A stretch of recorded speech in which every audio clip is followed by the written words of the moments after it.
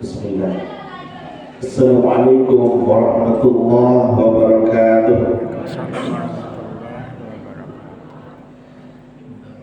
Alhamdulillahil akbar wassalatu wassalamu ala rasulillah alladhi qad 'allamana kayfa nusalli wa na'budu ila Allahil akbar.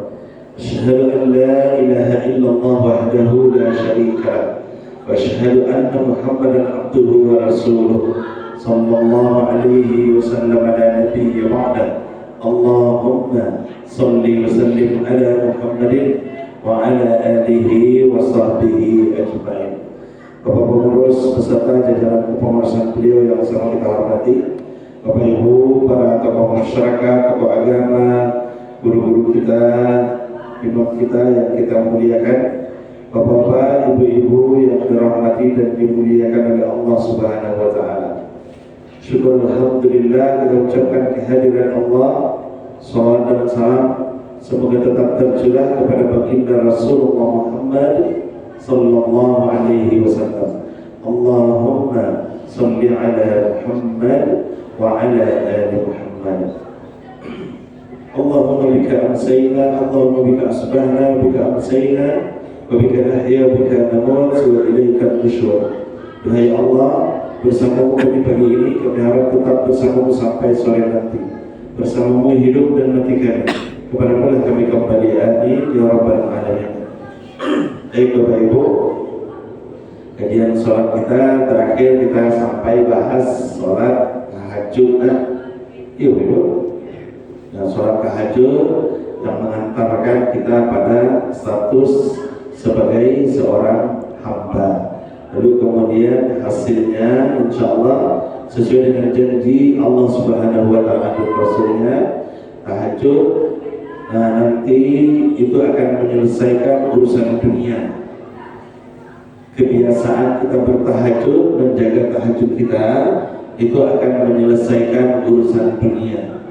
Seperti yang disebutkan oleh Allah dalam surah Al-Isra ayat 79 sampai 81. Kemudian memudahkan urusan kematian.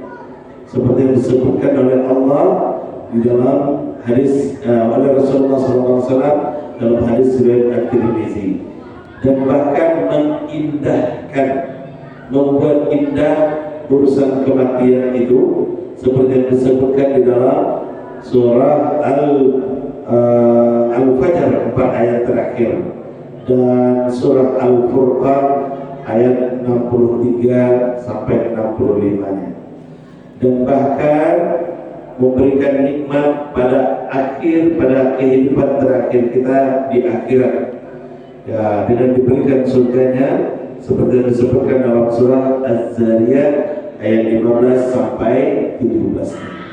Baik Bapak Ibu, untuk pagi ini kita akan bahas sholat yang kedua. Patang kita bahas sholat yang pertama, sholat sunnah yang paling utama yang kita kerjakan di malam hari.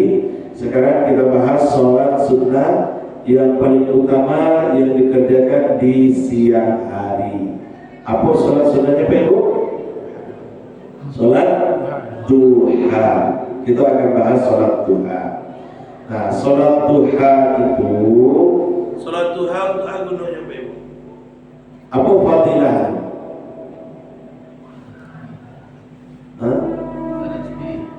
Untuk memperlancar rezeki, Pak. Ya, itulah yang kita pahami sebenarnya kan. Sholat duha itu untuk memperlancar rezeki. Jadi orang yang terjaga duhanya, maka rezekinya juga akan terjaga. Rezekinya juga akan lancar.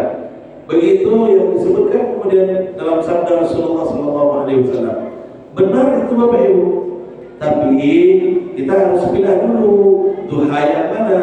Duha itu nanti kalau kita punya kalau kita punya waktu yang panjang dan punya waktu yang relatif lebih bebas, maka duha itu kemudian dibagi menjadi 3 bagian. Duha itu dibagi 3 Bapak Ibu. Ada duha awal namanya, ada duha inti, ada duha akhir. Duha awal ini disebut juga dengan bidayatul duha. Bidayatul duha. Nah, kapan itu Bapak Ibu?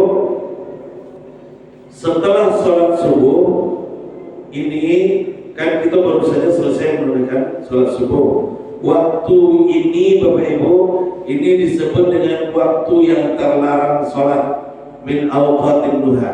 Jadi jam-jam segitu awak tidak boleh sholat dong. Kecuali awak baru terjago kan terlambat subuhnya. Selesai awak sholat subuh, maka itu dilarang sholat itu.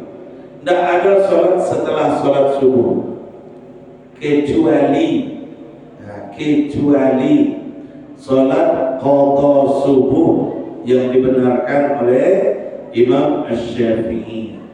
Nah, misalnya Bapak Ibu ingin mengqadha sholat subuh yang lama-lama, boleh ada kita mengqadha sholat? Dalam mazhab Syafi'i dibolehkan. Nah, bila pelaksanaannya setelah pelaksanaan sholat normalnya. Misalnya awak ingin menunaikan qadha subuh, pelaksanaannya setelah sholat subuhnya. Jadi selesai sholat subuh, awak langsung sholat 2 rakaat untuk subuh badiah. Subuh yang kedua untuk apa kok? Untuk membayar sholat-sholat yang sudah lewat. Bolehkah itu? Boleh dalam mazhab Syafi'i. Dalam mazhab yang tiga laginya jumhur itu tidak ada. Qadha yang dibenarkan itu hanya qadha yang waktu dekat. Misalnya awak takalluh, qadha sholat itu Bapak Ibu, sholat yang tidak pada waktunya. Awak takalluh misalkan dari Isya awak lalu atau awak telah mereka lalu misalnya jam 2 dia kalau kira daftaran orang azan. Dan jam 7 pagi baru awak terjago. Itu masih ada waktu subuh. Saya tahu waktu subuh ya. Dan ada lagi waktu subuh. Tapi bolehkah kita sholat subuh waktu itu? Wajib, dan kita belum sholat subuh. Nah, sholat subuh yang tidak pada waktunya karena ini sudah melewati waktunya, itu juga disebut dengan qadha. Qadha seperti inilah yang dibolehkan dalam 3 imam mazhab yang lainnya. Imam Hanafi, Imam Malik, dan Imam Hambali. Inilah yang qadha menurut beliau ini. Tapi dalam Imam Syafi'i qadhanya itu boleh qadha yang waktu jauh. Oke, Ibu. Dan kalau jumhur tidak. Oke, kita kembali lagi. Jadi selesai sholat subuh tidak ada sholat. Tidak ada sholat setelah sholat subuh. Karena itu waktu yang terlarang. Sampai kapan? Sampai matahari nanti benar-benar sempurna. Nah, ya begini Bapak Ibu. Nih, menggambarkan matahari lah, nggak bisa matahari baru warnanya biru. Matahari warna biru. Jadi kita baru selesai menunaikan sholat subuh, matahari itu nanti akan bergerak sampai ke sini. Matahari bergerak sampai ke sini. Ini disebut dengan masyriq. Masyriq itu tempat matahari mau keluar. Tempat matahari mau keluar. Nanti lawannya matahari terbenam, tempatnya maghrib. Jadi dari syuruk ke ghurub, dari masyriq ke maghrib. Ini timur, kalau diapakan timur dan barat kan, timur dan barat. Allahumma ba'id baini wa baina khotoyaya kama ba'adta baina masyriqi wal maghrib. Nah, masyriq itu tempat keluarnya matahari timur. Nanti Bapak Ibu, matahari ini akan keluar naik, dia naik. Baru begonya mencoba matahari itu mulai nampak tarang. Nah, baru bego sempurna keluar. Oke?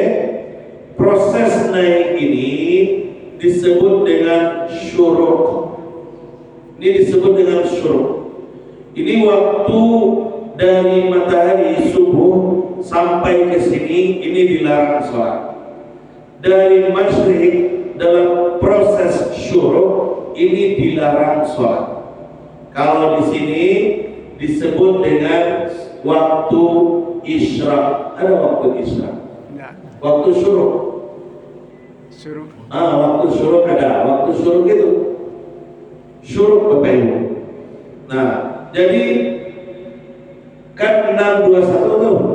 621 Bapak Ibu, subuh kan 507 ya. Ini kan 507 itu matahari sedang di situ tuh. Sampai sholat subuh. Oke, itu akan berjalan 621 matahari di sini dia posisinya. Sini. Nanti 621 itu matahari akan naik. Ini proses syuruk namanya. Proses syuruk namanya. Jadi syuruk itu proses matahari naik. Oke, ini terlarang sholat. Kalau di kalender biasanya di kalender Muhammadiyah, karena waktu sholat itu terlarang sholat di situ terus. Nah, nanti sampai di sini Bapak Ibu, matahari baru sempurna keluar. Kalau matahari sudah sempurna keluar, baru kita boleh sholat. Kalau yang di sini ini haram sholatnya Bapak Ibu, nggak boleh sholat nih. Ya, kalau sudah sempurna keluar, baru kita boleh sholat. Sholat setelah matahari sempurna keluar disebut dengan sholat isyraq. Oke, Bapak Ibu, paham? Jadi sholatnya disebut dengan sholat sunnah isyraq. Syuruk itu proses matahari keluarnya. Oke, paham ya? Nah, kalau sudah sempurna keluar baru sholat sunat isyraq. Sholat sunat isyraq ini, ya, proses syuruk ini dia memakan waktu 8 sampai 12 rakaat. Makanya para ulama menyebutkan lebih amannya lewatkan dari syuruknya itu lebih kurang 15 menit. 8 rakaat baca tadi. Rakaat baca tadi. Yo, salah teman. Menit maksudnya. Proses keluar ini Bapak Ibu, ini memakan waktu 8 sampai 12 menit. 8 sampai 12 menit. Ini berbeda-beda, kok beda-beda karena posisi matahari itu kan beda-beda. Pak Ibu jalin matahari, ini tabinya agar orang yang dermawan, jalin matahari 5 posisi tabinya. Bego 20 hari itu sampai kemudian jalin matahari 5 posisi tabinya. Di posisi awal tagan yang sama itu matahari itu pindah-pindah tuh, pindah-pindah tuh. Makanya waktunya itu berbeda-beda tuh. Makanya waktu ini waktu sholat itu dia beda-beda jadinya. Oke? Nah, makanya diperkirakan 8 sampai 12 menit dan para ulama mensepakati takriban 15 detik, lebih kurang 15 menit. Lebih kurang 15 menit itu angka yang paling aman katanya. Maka lewatkan 15 menit dari 6.21 itu. 6.21 itu baru kita aman sholatnya. Baru aman. Ya, kalau lewat 8 menit sudah boleh Ustaz, sudah boleh. Tapi rawan lewat 12 menit sudah boleh Ustaz, sudah boleh. Insyaallah akan aman. 15 menit lewatnya boleh Ustaz, boleh. Itulah yang paling aman. Oke, Ibu? Paham ya? Sholatnya disebut dengan sholat sunat isyraq. Sholat sunat isyraq itu Bapak Ibu disebut juga dengan bidayatul duha, awal duha. Jadi itu sholatnya hanya 2 rakaat. Sholatnya hanya 2 rakaat. Sholat ini juga disebut dengan awal duha. Jadi kalau kita sudah menunaikan sholat ini, berarti kita telah menunaikan duha 2 rakaat. Kan duha berapa rakaat Ibu? 2 rakaat kan? Nah, normalnya ya 12 rakaat duha itu. Kalau kita telah menunaikan isyraq atau sholat sunat isyraq ini, maka kita telah menunaikan dua rakaat. Beko jam-jam 9-an baru sama lagi duha berikutnya. Jatah kita duha berikutnya tinggal 10 rakaat. Begitu dia. Oke. Nah, duha yang 2 rakaat ini atau salat sunat isyraq ini pahalanya apa? Berdasarkan sabda Rasulullah SAW riwayat At-Tirmidzi, itu apa kata Rasulullah? Man shallal ghadata fi jama'atin, dalam riwayat disebutkan man shallal ghadata fi masjidin thumma qa'ada wa dzakara Allah hatta tatlu'a asy-syams fa shalla rak'atain kana lahu ajrun ka ajril haji wal umrah. Siapa yang sholat subuhnya berjamaah kemudian dia duduk di tempat sholat subuhnya itu sambil berzikir kepada Allah sampai terbit matahari, maka dia lanjutkan dengan sholat 2 rakaat, maka dia akan dapatkan pahala seperti pahala haji dan umrah. Taman, sempurna. Begitu kata Rasulullah SAW. Tapi sholat sunat iko Bapak Ibu nyo punya syarat. Pahalonyo sama jo pahalo haji dan umrah. Jadi kalau waktu naikkan 2 rakaat iko misalnya berarti awak dapat pahalo sama jo urang pai haji dan umrah. Maknanya apa Bapak Ibu? Kalau haji umrah itu buahnya surga, kan surga buahnya tuh tidak ada balasan bagi orang yang haji mabrur illa jannah kata Rasulullah, kecuali surga kata Rasulullah. Kalau haji itu bisa berbuah surga, maka sholat sunat isyraq itu juga berbuah surga. Karena pahalanya sama, tapi pahalanya yang sama, pahalanya saja yang sama, bukan berarti kita telah menunaikan haji dan umrah. Jangan beko selesai sholat sunat isyraq, awak minta di bawah Pak Haji jauh aja dah. Pahalanya sama je pahala haji, tapi awak belum menunaikan haji dah.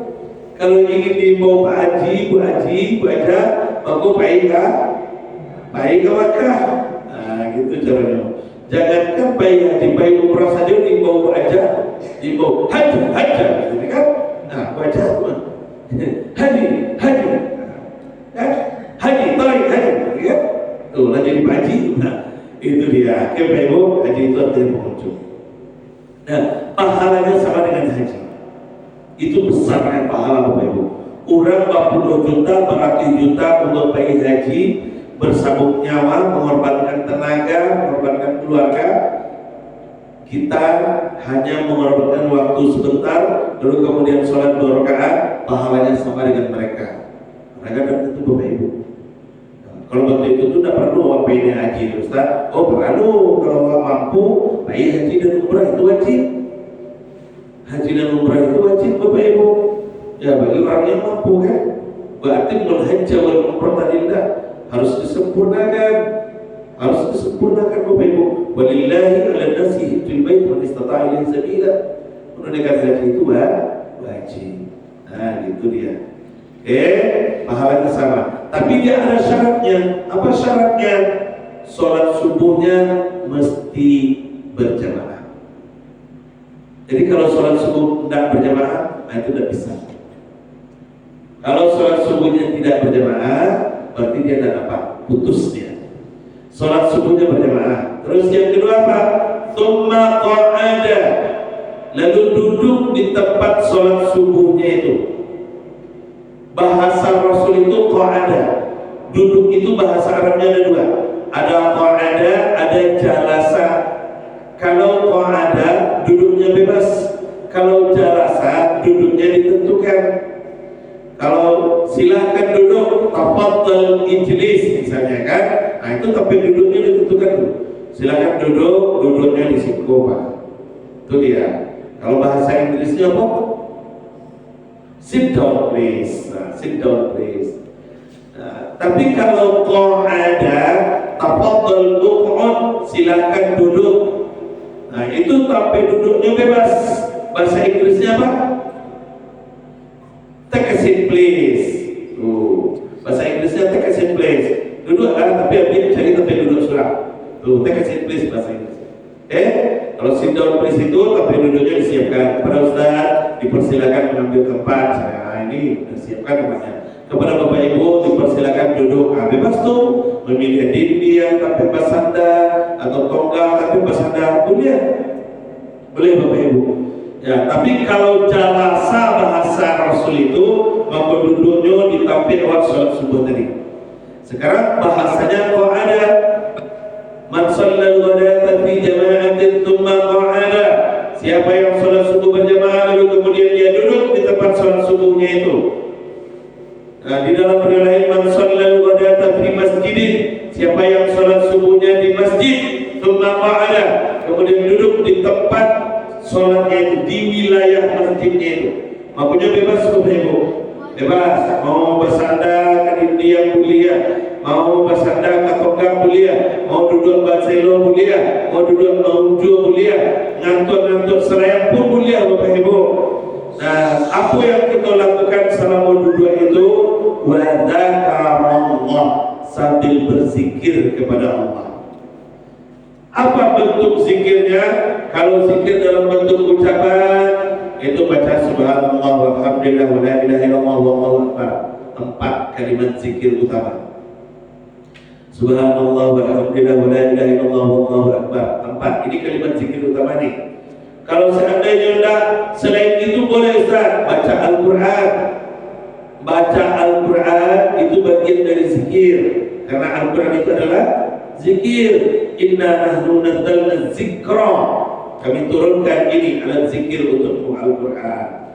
Itu dia. Kemudian apa lagi? Mendengarkan pengajian. Ini kajian seperti ini zikir nih namanya Bapak Ibu. Ini zikir nih. Ya, alladzina yadhkuruna Allah qiyaman wa qu'udan wa 'ala junubihim. Apa yang mereka lakukan? Yatafakkaruna fi khalqis samawati wal ardh. Berfikir, bertukar pikiran tentang penciptaan langit dan bumi. Kebesaran-kebesaran Allah. Jadi ceramah ini bagian dari zikir. Jadi kita sedang ngapain sekarang? Sedang berzikir. Apa bentuk zikirnya? Ya, pengajian, majelis ilmu. Ini zikir. Nah, ini zikir. Makanya Bapak Ibu, majelis ilmu itu para malaikat turun. Ya, dosa-dosa peserta majelis ilmu itu rontok. Para malaikat turun, diberikan naungan, diberikan kepada mereka sakinah. Begitu kata Rasulullah kan? Itu dia Bapak Ibu. Itu dia. Nah, maka seandainya misalnya ada pengajian subuh dan pengajian subuhnya itu panjang, masuk waktu syuruk itu, sempurna syuruknya, masuk waktu sholatnya, apakah kita akan meninggalkan ustadznya sedang ceramah? Jangan Pak Ibu. Ya, begitu dia, karena waktu syuruk itu panjang. Tidak harus kita sholat di 6:21 tambah 15 berarti 6:36. Tidak harus kita sholat di 6:36-nya itu. Tidak harus. Ya, untuk lebih memudahkan mengingat, ini disederhanakan saja Bapak Ibu. Kalau seandainya pun tidak ada waktu itu tuh, misalnya kan ada di beberapa tempat tidak ada waktu syuruk kita tulis, maka cari sewaktu maghrib. Sambungan saja waktu maghrib. Maghrib berapa? 6:38. Ada jauh bedanya itu dong. Maka di 6:38 itu adalah sholat isyraq. Begitu aja Bapak Ibu. Oke?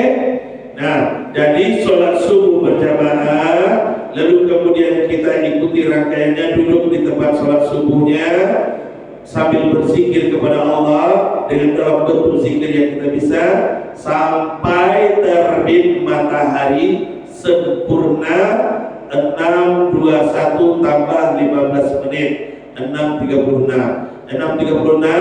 baru kita sholat 2 rakaat. Sholatnya disebut dengan sholat sunat isyraq atau bidayatul duha. Itulah pahalanya yang seperti haji dan umrah. Oke Bu, paham sampai situ? Ada pertanyaan silakan. Silakan Bu Dok. Assalamualaikum. Ada 2 pertanyaan Ustaz. Ya. Pertama, bagaimana kalau kita lepas wudhu keluar dari ruangan masjid untuk berwudhu? Apakah ini tidak memenuhi syarat untuk sholat isya. Ya. Yang kedua, apakah kita kalau mengerjakan sholat sunnah isya itu tidak istiqamah? Berarti tidak rutin. Apakah imbalan pahalanya masih sama nggak dengan haji dan umrah atau tidak sama sekali, atau sesuai dengan tiap-tiap waktu yang dikerjakan orang? Masya Allah. Ini luar biasa hitung-hitungannya nih. Hitungan orang pasar kok. Gimana? Ya. Pertama, kalau kita berwudu kan keluar dari masjid, Ustaz. Apakah itu membatalkan persyaratan tadi itu? Tidak. Tapi kalau mau wudu baik pulang itu. Nah, atau misalnya Bapak Ibu sedang zikir, lama-lama zikir, pagi-pagi kiranya tiba tukang lawan. Wasabat kalau mau beli lawan dulu. Itu nih. Apa ya? Bapak Ibu, yang persyaratan rangkaian di koko sama di orang yang tikaf. Kalau orang yang tikaf batal wudu awal, Bapak Ibu wudu awal itu balik lagi ke masjid, itu batal dari yang tikafnya. Nah, begitu. Tapi kalau orang pulang urusan dunia lo dulu, karajo dulu, suatu masak misalnya kan, itu balik lagi ke masjid, batal dari yang tikafnya, betul tidak? Putus. Begitu dia udah. Nah, kemudian yang kedua, apakah kalau tidak konsisten pahalanya tetap sama? Insya Allah sama. Pahala itu dihitung di saat kita melakukan amalan itu. Kalau kita mau hitung-hitungan sama Allah, ya, kalau kita mau hitung-hitungan sama Allah, pahalanya itu dihitung. Itulah letaknya kemurahan dan rahmatnya Allah Subhanahu Wa Taala. Pahala tetap dihitung di saat kita melakukan amalan itu. Besok kalau anda melakukan amalan itu, berarti besok dapat pahalanya. Besok celai orang melakukan itu balik. Aku besok celai dapat pahalanya balik. Begitu benar. Ya, insya Allah. Allah Rasul. Oke, ada lagi? Ibu, ada pertanyaan yang menarik. Bolehkah sholat sunat isyraq di rumah? Awal sholat subuh di masjid. Bolehkah sholat sunat isyraq di rumah? Boleh tak? Tak boleh. Tak boleh Bapak Ibu. Jadi kalau seandainya tidak mengambil ini kita sekarang, ya udah putus dia. Kan ini tidak dipaksakan. Kalau misalnya Bapak Ibu, apalagi sekarang kan isyraqnya jauh nih, 6.38. Awal sedang bekerja misalnya kan, waktu dulu 6.38 dulu, terlambat Ustaz. Maka tinggalkan aja, tidak ada masalah. Nah nanti kalau begitu, kalau itu kita tinggalkan bisa nih, cuma kita tidak dapat pahala kan, tidak dapat pahala haji dan umrah. Kalau itu kita tinggalkan, berarti duha kita masih ada jatah 12. Masih ada jatah 12. Kalau sudah kita tunaikan yang 2 rakaat ini, maka jatah duha kita tinggal 10. Itu bedanya. Oke? Paham belum? Nah, ada lagi silakan. Kalau saya lupa Ustaz. Ya Pak. Berzikir tuh kalau ada 2 batiku dalam saja ya. Mau tahu? Baru cari itu. Iya. Batal. Asalkan otak batil boleh. Nggak otak batil itu otak kan ini boleh. Macam-macam lo diceritakan bahkan sampai di situ ada gunjing fitnah, itu ya masalah teman. Ya, tapi kalau otak kebaikan, makanya wa yatafakkaruna fi khalqis samawati wal ardh. Itu kan otak namanya Pak. Ya, yatafakkaruna fi khalqis. Tapi otak itu dalam konteks kebaikan, maka itu dibolehkan. Itu dibolehkan. Pertanyaan berikutnya, bolehkah sholat isyraq di rumah dengan catatan sholat subuhnya di rumah? Boleh tak? Sholat subuhnya di rumah, because sholat isyraq di rumah. Boleh tak? Boleh Bapak Ibu, asalkan sholat subuhnya berjamaah. Itu caranya. Ya, kalau tidak boleh, maka kasihan ibu-ibu yang tidak bisa ke masjid misalnya kan. Kalau apa-apa kan ada halangan ke masjid kan. Kalau apa-apa tak ada halangan ke masjid dong. Tapi kalau ibu-ibu, ya mungkin banyak ada anak yang diurus kalau macam awak beranak bayi, kalau ditinggal ke masjid tentu tidak mungkin misalnya gua. Ya, tapi kalau apa-apa, nah mungkin tuh kan. Ya, kalau beranak bayi itu ada anaknya di rumah yang menunggu anak.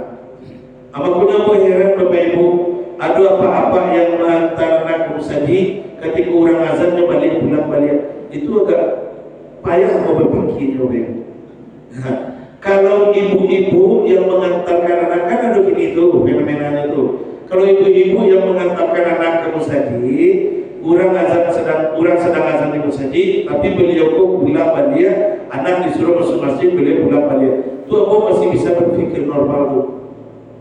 Mungkin ibu sedang haid, atau mungkin ibu ada anak yang dirawat di rumah, atau mungkin ibu sedang mempersiapkan sarapan untuk keluarga. Tapi kalau apa yang melakukan itu, baca dan aku berpikir normal. Aku dapatnya mau mencari alasan.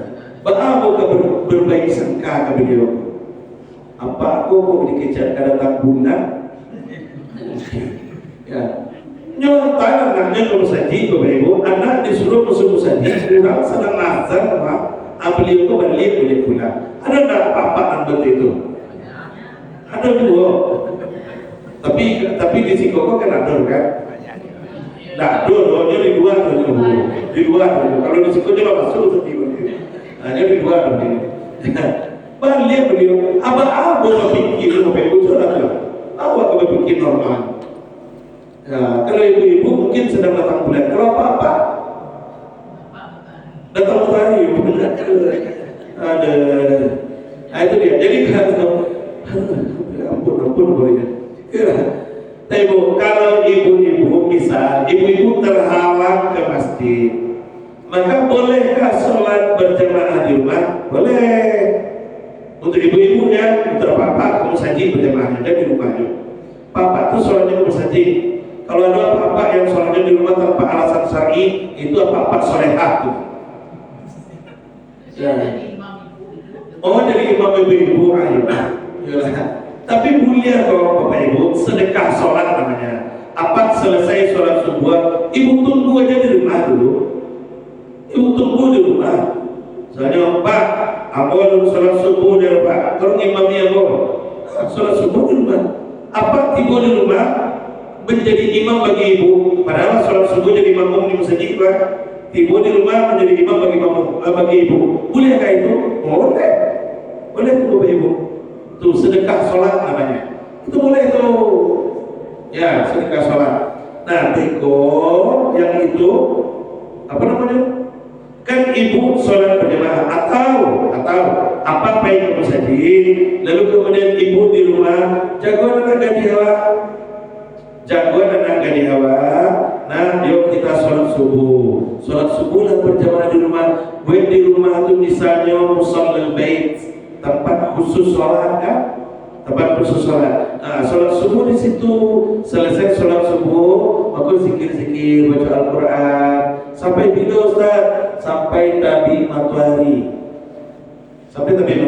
Lalu berikut dilanjutkan dengan sholat sunat isyraq 2 rakaat. Bolehkah itu? Boleh. Cuma dikukuhkan perawat. Rawat Pak Ibu. Ya namanya di rumah nampak. Jangan ikut. Sambil menunggu jangan kelahi. Ya kan? Sambil menunggu saja nasi. Betul. Kalau itu dia. Makanya yang lebih aman itu di masjid. Dia memang ada 2 hadis itu Bapak Ibu. Man shallal ghadata fi jama'atin. Siapa yang sholat subuhnya berjamaah, berarti syaratnya itu hanya berjamaah. Terserah mau di masjid atau di mana kan? Ya, yang kedua itu man shallal ghadata fi masjidin. Siapa yang sholat subuhnya di masjid. Kalau di masjid, nah itu berjamaah. Itu dia. Oke Pak Ibu? Syaratnya 3, sholat subuhnya berjamaah, kemudian duduk di tempat sholat subuh sambil berzikir, baru dilanjutkan dengan sholat isyraq 2 rakaat. Ini tanpa putus rangkaiannya itu, maka kita akan dapatkan pahala seperti pahala haji dan umrah. Sekali lagi aku sampaikan Bapak Ibu, orang-orang menghabiskan dana puluhan ratusan juta untuk pergi haji dan umrah. Orang-orang mengorbankan tenaga, mengorbankan bahkan nyawa, meninggalkan keluarga untuk mendapatkan pahala haji dan umrah. Kita yang belum diberi kesempatan oleh Allah misalnya untuk pergi ke sana. Bisakah kita mendapatkan pahala yang sama dengan mereka? Bisa. Bagaimana caranya? Dengan menjaga sholat sunat isyraq itu. Maka selagi Bapak Ibu punya kelapangan waktu, awal pensiun kok mengatakan jaga naik. Ya, selagi masih punya kelapangan waktu, maka ambillah kesempatan itu. Itu pahalanya luar biasa. Dan itu adalah bagian dari duha. Kiranya duha awal itu belum memperlancar rezeki. Ini duha juga Bapak Ibu, tapi duha yang untuk mengumpulkan pahala. Oke Bapak Ibu, sampai dulu waktunya Ustaz, lebih kurang 1,5 jam. Lebih kurang 1,5 jam. Maka panjang waktunya. Maka sampai jam 8 mana misalnya Abang ngaji sampai jam 7:30. Jam 7:30 baru awak sholat isya. Boleh kayak itu? Masih boleh kayak itu? Masih boleh. Nah, begitu dia. Oke Bapak, itu saja. Bapak kalau 1,5 jam hitungannya, masuklah inti duha. Inti duha itu nanti akan kita bahas pada pertemuan berikutnya insyaallah. Oke, wallahualam bishawab. Subhanallahumma bihamdik. Masih ada lagi penjelasan? Ustaz, sedekah sholat tadi kita kan sudah sholat di masjid, kemudian jadi imam di rumah, itu niatnya bagaimana Ustaz? Niat sholat biasa. Niat sholat biasa aja. Dan niatkan itu untuk menjadi imam orang yang di belakang kita. Itu aja Pak. Ya, boleh. Makanya Bapak Ibu, bahkan sholat sunnah pun kita, imamnya, makmumnya sholat wajib misalnya kan, boleh kayak itu? Boleh. Boleh Bapak Ibu. Awal sedang sholat sunnah buat. Tahu-tahu orang timbulnya tokoknya pukul di belakang. Berarti kan dia ingin ikut sholat bersama waktu. Padahal dia mau sholat wajib buat. Boleh kayak itu? Boleh. Tapi sholat sunat awal tetap tunaikan sesuai dengan jumlah rakaat sholat awal.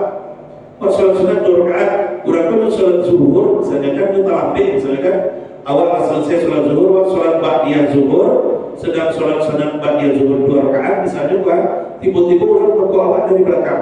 Berarti dia kan sholat sunat rakaat tuh.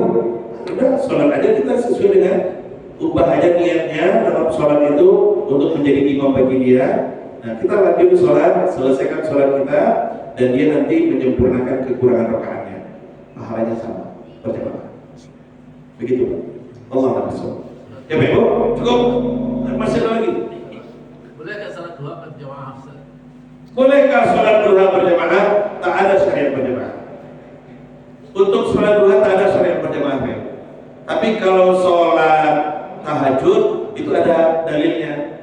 Kalau sholat duha sampai kini belum bertemu dengan dalilnya berjamaah. Ya Pak? Oke, Allah Akbar. Oke Ibu, Pak. Nah, karena masih ada kegiatan kita ini hari kerja, kita cukupkan dulu sampai di sini. Mohon maaf apabila ada kesalahan dan terima kasih atas perhatiannya. Allahumma shalli subhanallahumma bihamdik. Asyhadu an la ilaha illa anta astaghfiruka wa atubu ilaik. Assalamualaikum warahmatullahi wabarakatuh.